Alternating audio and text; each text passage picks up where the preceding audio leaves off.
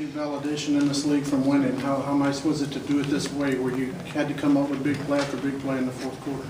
Well, I think it was just great to see us kind of grind out that game from beginning to end and be able to answer out of timeouts, execution, have winning plays at the end of the game, diving on the floor, giving us opportunities to get the basketball. So just a great effort overall from the guys.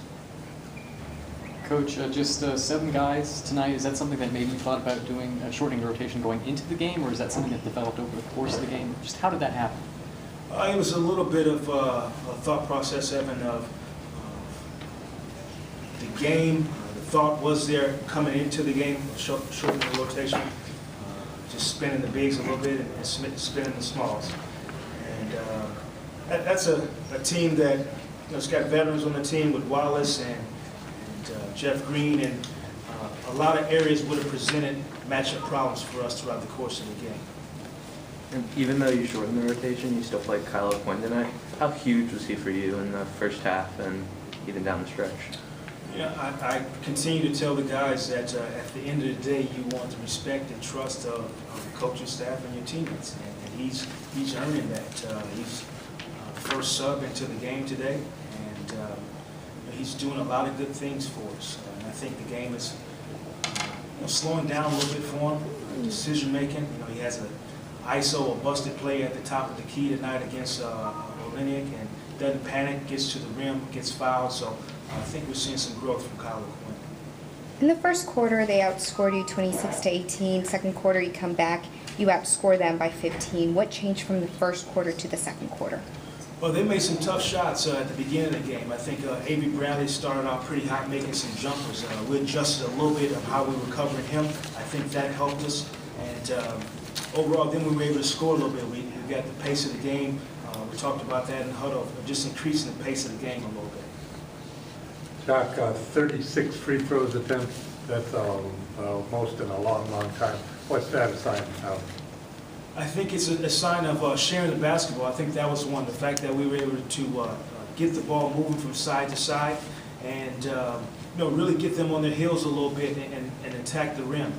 We had that little lull in the third where we held the basketball. The great thing is the players acknowledged it in the timeout. We made a little bit of an adjustment and we moved the ball.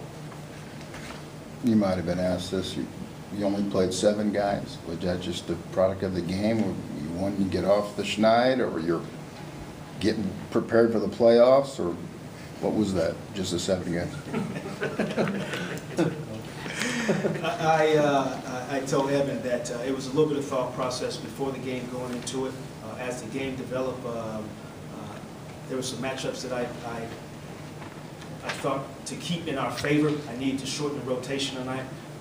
The ability for their smalls to really post up, whether it's Gerald Wallace, Jeff Green, to have stretch fours a little bit, who can play inside out. I thought going in that was going to present some problems for us, so I just shortened the rotation. Jacque, what do you see on your defense on Boston's last possession of the game? Well, I think overall that is a end of the game where guys are just covering for each other. I think the ball gets driven baseline, you have baseline help. We initially don't let Jeff Green get his 3 off. I think a great closeout. And then we just kind of scramble. And we talk about basketball not being perfect. That's a perfect example right there where you just got to play. We close out in the corner, make them make an extra pass, and luckily the time ran out. Coach, Glenn has been a little bit down during this winning streak, or during this losing streak, but he had 11 points in the fourth quarter and attacked the paint relentlessly. Just talk about what you got out of him in that fourth quarter. Yesterday we talked about, or I did, to Glenn, of how good he's been for us. We're asking him to do a lot, and I told him yesterday we asked you to guard Marcus Aldridge, Dirk Nowitzki, DeMarcus Cousins, Al Jefferson. The list goes on and on without Nick, and we appreciate what he's doing. It's definitely affected him on the other end of the floor, just guarding those big guys throughout the course of the game. I think tonight, with the shorter rotation, we were able to spin the bigs a little bit, get him a breather, get him back in. He stayed fresh, and I think that was good for us in the fourth quarter.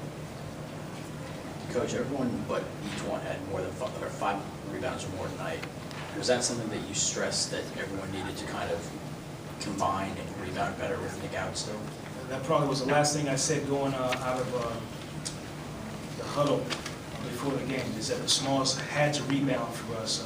They're a big group. At one point, they had Gerald Green at the 2, Gerald Wallace at the 3, and then 2 other bigs in the game. So that's a big lineup. So we needed our Smalls to come back in and help. Jacque, what are your thoughts halfway point of the season? Obviously, you don't have Nick, so everything's kind of skewed. But what do you see that you want to get better at after this 41 games? Brian, to really kind of sum it up, we've gotten better as a ball club. An example of, we played Boston, I think it was November 11th, and to watch the film and see the progress from then to now. The players don't see it all the time, but being in the right spots, sharing the basketball, 20 assists tonight on 30 field goals. We're trying to do the right thing. And we've had some hiccups because of injuries and things of that nature. But overall, I think guys have gotten better, and we're trying to play the right way. And that's playing together.